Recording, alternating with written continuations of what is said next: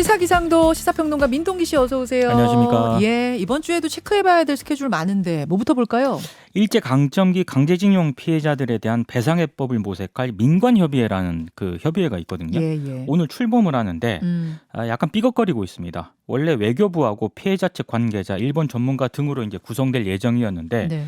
일부 피해자 측 관계자들이 불참하겠다 이런 입장을 밝혔거든요. 어. 특히 그 민관협의회에서 우리 정부가 피해자들에게 배상을 하고 추 일본 정부 측에 청구하는 방안 아마 이걸 검토할 것으로 예상이 되고 있는데 아마 피해자 측 관계자 쪽에서는 이 부분에 대해서 좀 강하게 반발을 하고 있는 것으로 그런 보입니다. 식으로 하면 안 된다. 그렇습니다.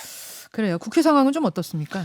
어제 비공개 회동을 여야 원내대표가 갖고 이제 최종 담판을 좀 시도를 했었는데 합의에는 이르지 못했습니다. 그렇죠. 일단 민주당은 오늘 오후에 국회 본회의를 단독으로 열기 전에 다시 여야 원내대표가 만나서 좀 어느 정도 좀 합의를 시도할 것으로 보이는데요. 근데 국민의힘 쪽에서 좀 어떤 그 양반을 좀 마련을 해달라라는 입장이거든요. 그래서 오전 중으로 아마 이 문제가 좀 정리가 될 것으로 보입니다. 그래요. 오늘 살펴볼 일정 또 있습니까? 간단하게 몇 가지가 있습니다. 7.4 남북 공동성명 50주년 기념식이 있을 예정이고요. 오늘이 7월 4일이네요. 그러고 그렇습니다. 보니까. 그리고 전경련이 한일 재개회의를 개최를 하는데 2019년부터 한일 관계 경색으로 이게 중단이 됐거든요. 네. 3년 만에 재개를 하게 됩니다. 그리고 일부 언론 보도를 보니까 김승겸 합참의장 후보자에 대한 오늘 임명을 윤석열 대통령이 좀 할 것이다라는 그렇죠. 보도도 들어와 있고요. 그리고 김창룡 경찰청장 후임도 이르면 오늘 지명할 것이다. 뭐 이런 보도도 지금 들어와 있습니다. 화요일로 가죠. 통계청이 화요일 6월 소비자 물가 동향을 발표를 하는데요. 네. 5월 소비자 물가 상승률이 5.4%였거든요. 13년 9개월 만에 가장 높았는데 6월 상승률은 이보다 더 높을 것이다. 이런 전망이 나오고 있고 네. 6%를 넘을 수 있다는 관측까지 나오고 있습니다. 더 걱정인 것은 정부가 적어도 오는 8월까지는 높은 물가 상승률이 더 지속될 것이라고 전망을 하고 있다는 점입니다. 아이고 걱정입니다. 수요일로 넘어가죠. 수요일에 고위당정협의회가 예정이 되어 있는데요. 윤석열 정부의 첫 고위당정 회동입니다. 그런데 공교롭게도 국민의힘 지도부하고 대통령실이 윤리위원회 개최 바로 전날 만나게 된다는 점입니다. 그러네요. 이 자리에는 이준석 대표도 참석을 한다라고 하는데요. 네. 일단 여권 고위 관계자는 윤리위 관련 논의는 전혀 없을 것이다라고 얘기는 하고 있는데 어찌됐든 상당히 미묘한 분위기가 흐를 것으로 보입니다. 6일 날. 그렇습니다. 예. 7일은 뭐 지금 말씀하셨다시피 국민의힘 윤리위가 가장 큰 정치권 뉴스가 되겠죠. 근데 전망이 너무 엇갈려가지고요. 일단 경찰의 수사 결과를 더 지켜봐야 한다는 신중론도 좀 제기가 되고 있고요. 그래서 좀 신중하게 좀 결정을 하지 않겠느냐라는 전망이 있는 반면에 어찌됐든 뭐 윤리위가 어떤 결정을 내리지 않겠느냐 징계 쪽으로 이런 전망도 나오고 있습니다. 언론 보도도 좀 팽팽히 맞서 있는 그런 상황이라서요. 어찌됐든 만약에 이준석 대표가 징계로 직에서 물러나게 되면 네. 차기 당권을 둘러싼 경쟁에 불길이 옮겨붙을 것으로 보이고요.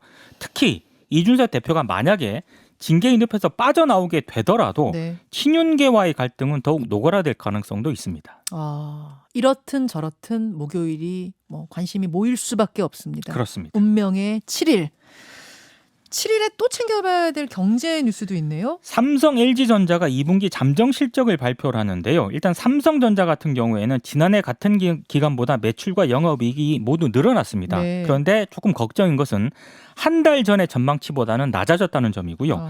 LG전자 같은 경우에는 지난해 1분기와 비교하면 매출과 영업이익이 많이 줄어들 것으로 전망이 되고 있기 때문에 세계적인 인플레이션 효과를 아마 받는 것으로 보입니다. 그래요. 금요일로 넘어가 보죠. 인도네시아에서 G20 외교장관 회의가 열리는데요. 예. 의장국이 인도네시아거든요. 예. 일단 글로벌 위기 대응을 위한 다자주의 증진을 강조를 하고 있기 때문에 아무래도 다자주의 강화라든가 식량 에너지 안보를 주제로 논의가 진행이 될 것으로 보이는데요. 우리 박진 외교부 장관도 참석을 하거든요. 주요 나라 외교부 장관들과의 양자 면담도 가질 계획입니다. 그래요. 금요일에는 주목해야 될 재판이 하나 있다면서요. 타다 운전자가 노동자에 해당하는지에 대한 1심 법원 판단이 나옵니다. 저 플랫폼 타다. 그렇습니다. 택시하고 문제가 불거졌었던 타다. 타다 서비스가 굉장히 각광을 받았다가 타다 금지법의 국회 논의가 본격화되면서 이 흔히 말하는 소카에서 타다 운전자들에게 운행 배제를 통보를 했거든요. 그런데 이 운전기사 가운데 한 명이 이 같은 운행 배제 통보가 부당해고에 해당한다면서 부당해고 구제 신청을 냈습니다. 네. 그런데 서울지방노동위원회 결정을 뒤집고요. 중앙노동위원회가 이 운전기사는 소카로부터 실질적인 지휘 감독을 받는 노동자라면서 이 운전기사 손을 들어줬거든요. 근데 소카가 여기에 불복해서 행정소송을 제기했는데 이 결과가 이번 주 금요일에 내려질 예정입니다. 저는 지금 이게 무슨 말인지 잘 이해가 안 가는데 네.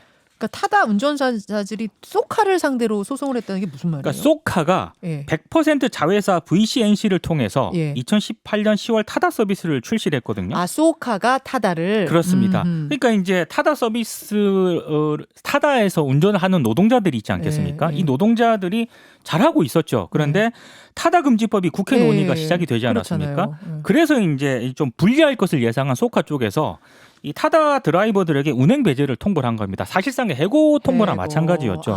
근데 그 중에 일부 그 운전 기사가 이건 부당 해고를 하면서 반발해서 소송을 제기했는데 그 결과가 나온다. 그 1심 결과가 이번에 금요일에 나올 예정입니다. 그 얘기군요. 알겠습니다. 여기까지 시사평론가 민동기 씨 수고하셨습니다. 고맙습니다.